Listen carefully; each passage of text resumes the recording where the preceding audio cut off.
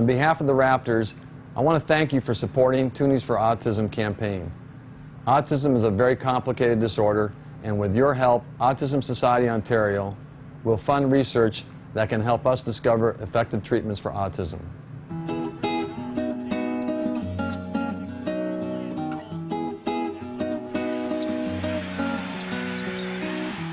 Saviez-vous que plus de 80 000 Ontariens ont été diagnostiqués avec des troubles du spectre autistique? C'est plus de 4 fois le nombre de gens qui assistent à une partie des Raptors au Centre Air Canada. Il est probable que quelqu'un dans votre école est atteint d'autisme. Mais qu'est-ce que l'autisme et de quelle manière devient-on autistique? L'autisme est un trouble qui affecte le cerveau. Vous ne pouvez l'attraper. Il n'est pas contagieux comme le rhume ou la grippe. Chaque personne atteinte d'autisme est unique. Les autistes ne se comportent pas tous de la même manière, mais ils ont généralement 3 traits en commun. Ils ont de la difficulté à communiquer, ils ont de la difficulté à interagir avec les autres, et ils font des choses qui paraissent bizarres. Mais pourquoi agissent-ils ainsi? Il est impossible de connaître exactement ce que ressent une personne atteinte d'autisme. Mais nous avons mis ensemble 5 activités qui permettent d'avoir une idée plus précise de ce que vit un autiste. Nous avons demandé à quelques-uns de nos amis de nous aider. Nous sommes de l'école primaire Pope John Paul II de Bolton et nous supportons la campagne 2 $ pour l'autisme depuis longtemps. Allons-y!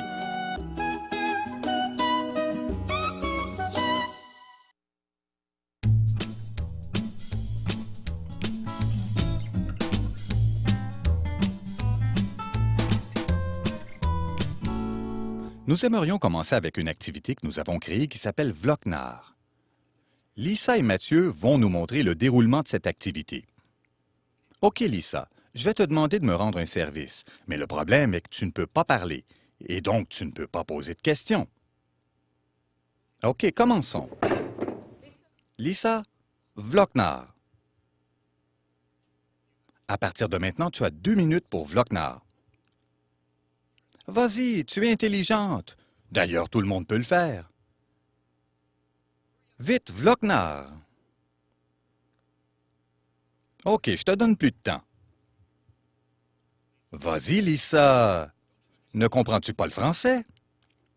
D'accord, montre-lui la photo. Maintenant, Vloknar.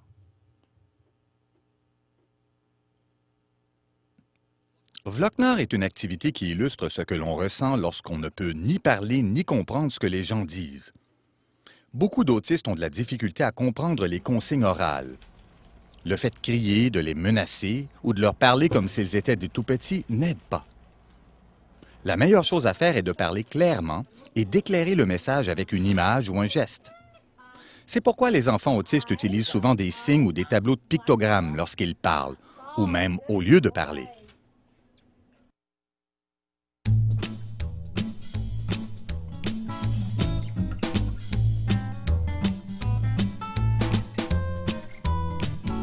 Comme vous devez le savoir, nous sommes tous dotés de 5 sens: l'ouïe, la vue, l'odorat, le goût et le toucher. C'est grâce à nos sens que nous pouvons interagir avec les autres et avec le monde qui nous entoure. Par contre, les sens des gens atteints d'autisme fonctionnent parfois différemment. Ils peuvent se montrer très sensibles à certaines choses et indifférents à d'autres. Domenico est autiste. Il est très sensible au son que font les moteurs de tondeuses et de bateaux. Il ne peut le supporter.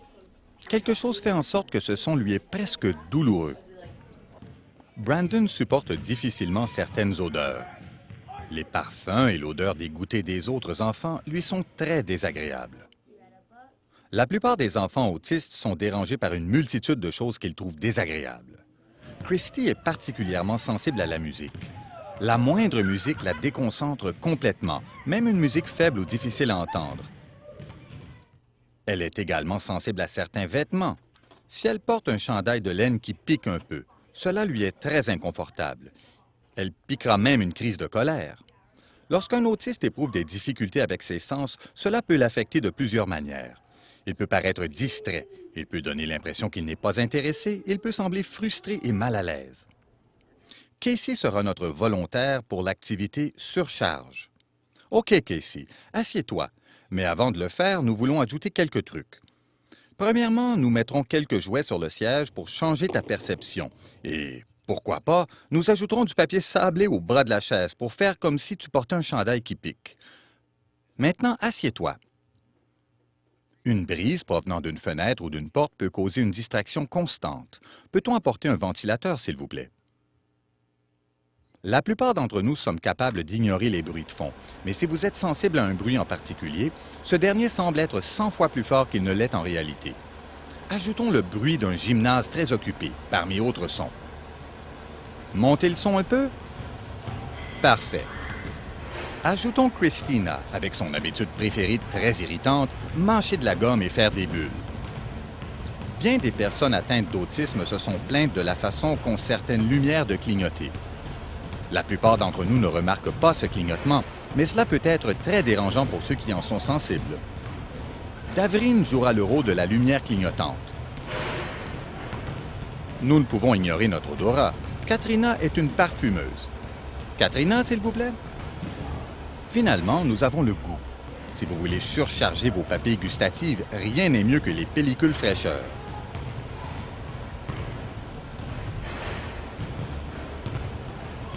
Maintenant, Casey, sois attentif à la leçon sur l'Asie. Comment pensez-vous que Casey se sent maintenant? Est-ce que ce sera difficile pour elle d'apprendre au sujet de l'Asie? Avec tellement de distractions, il est pratiquement impossible de se concentrer et d'apprendre de nouvelles notions en classe.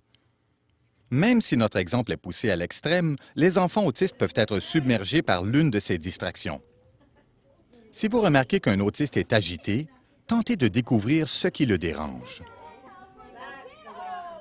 Il peut être également utile pour les parents, les professeurs et les amis de partager ce qu'ils savent à propos d'un enfant atteint d'autisme. Se débarrasser d'une simple distraction peut faire une réelle différence.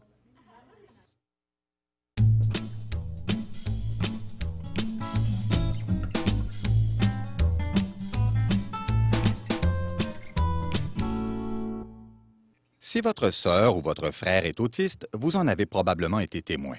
Même chose si quelqu'un dans votre classe est atteint d'autisme. Plusieurs enfants autistes subiront de temps à autre ce que nous appelons une explosion. Une explosion est une crise de colère particulièrement sévère qui peut se produire n'importe où, n'importe quand et semble-t-il sans raison. Mais il y a en fait une raison. Ce n'est pas qu'ils sont agités ou qu'ils tentent d'imposer leur volonté. Il s'agit de leur façon de nous dire qu'il y a quelque chose qui ne va pas. Nous avons mis au point une démonstration pour vous permettre de comprendre. Christina, si ça ne te dérange pas... Bon, imagine un enfant atteint d'autisme. Il se lève et se rend compte qu'il ne reste plus de ses céréales préférées. L'autobus scolaire est en retard. Son siège habituel est déjà pris. La fente du trottoir sur laquelle il marche toujours est couverte de glace. Est-ce que ça devient trop lourd? Comme il fait froid, les enfants entrent directement dans l'école au lieu d'attendre le son de la cloche. Le couloir rempli d'enfants est très bruyant. Il se rend à sa classe et le professeur a réorganisé les pupitres. Il doit s'asseoir derrière quelqu'un d'autre maintenant. La fillette devant lui dégage une forte odeur de savon. L'horaire du matin a changé et le cours de sciences est maintenant le premier cours, alors qu'il était auparavant le troisième. Son crayon tombe de son pupitre. Et là, il explose. Sans aucune raison.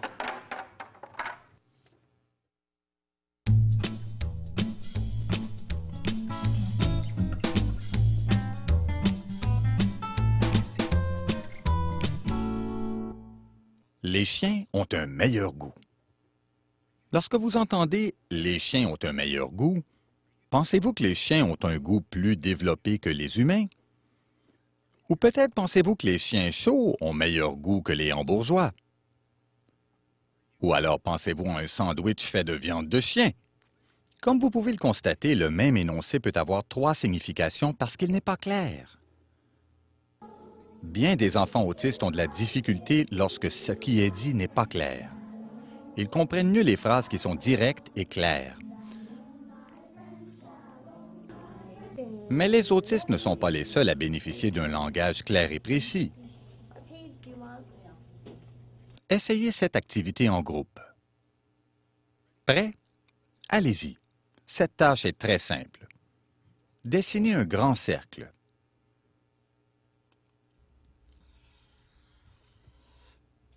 Dessinez-en un autre.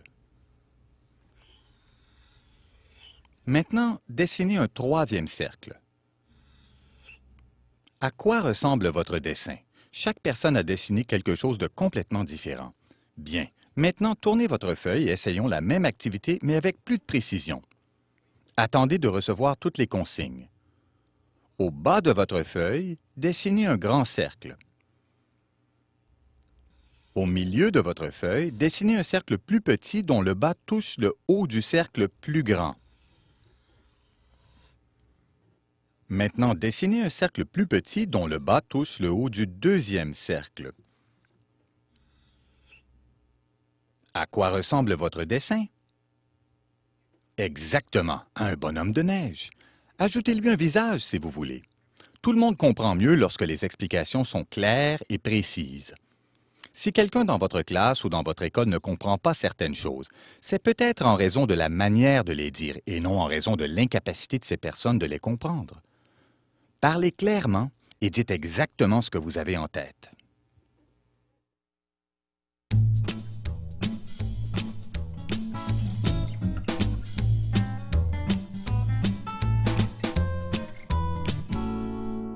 À l'école, il existe une multitude de règlements.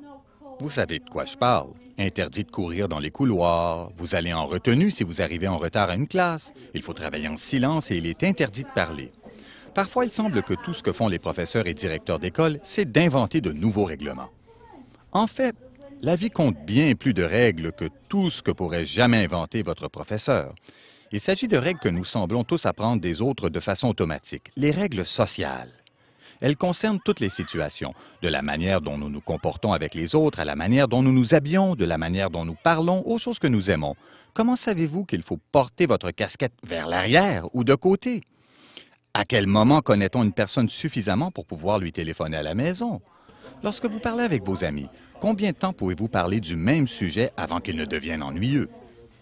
Ce sont des règles sociales comme celles-ci que nous apprenons automatiquement, et il y en a des milliers. Pour illustrer mon point, regardez ce qui suit et remarquez toutes les règles sociales enfreintes par l'acteur. Salut, avez-vous vu le film de Batman? L'avez-vous vu? L'avez-vous vu? Parce que j'adore la voiture de Batman, j'aimerais en avoir une.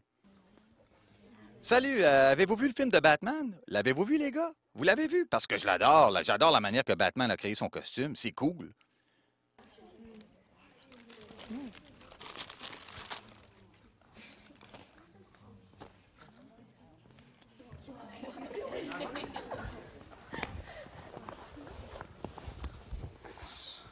Comment allez-vous, les gars? Et alors, avez-vous remarqué quelque chose?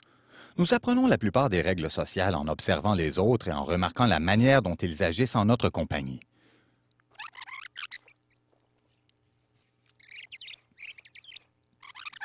Regardons l'extrait de nouveau et nous soulignerons ce que nous avons remarqué. Premièrement, regardez la manière dont le briseur de règles est habillé. Même si c'est chouette d'être original, beaucoup d'enfants n'aiment pas attirer l'attention. Ils ont donc tendance à adopter un style pareil à celui des autres. BR, comme nous aimons le surnommer, n'a aucune idée de la manière de se joindre à une conversation. Il ne fait que s'imposer. Il n'écoute pas ce que les autres lui disent. Il ne fait qu'interrompre le groupe avec ses propres questions. Vous voyez comment il ne remarque même pas que les autres le regardent d'un drôle d'air. Il ne sait pas comment capter l'attention des autres, alors il les interrompt.